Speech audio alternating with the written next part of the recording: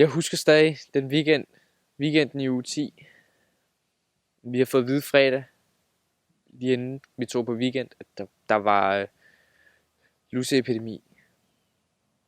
Og jeg tænkte ikke yderligere over det, fordi jeg havde ikke lus. Det klød ikke i mit hår, overhovedet ikke.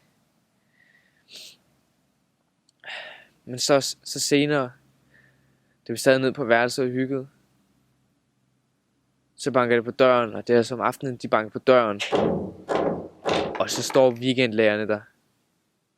Og de trækker os med, de står med politikøller, og så trækker de os med ud og ind i dagligstuen. Og så stiller de os op på rækker, som om vi var kreaturer eller sådan noget. Og så gjorde de det.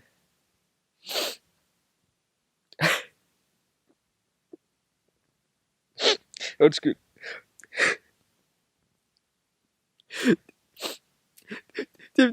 De vaskede vores hår med balsam.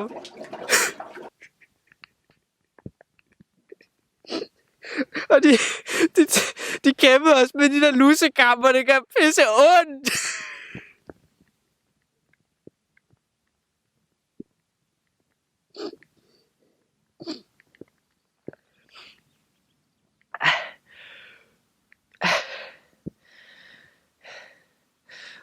Så havde vi slet ikke lus.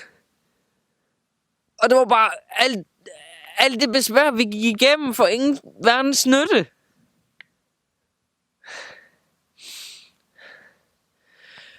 De ting, de gjorde ved os,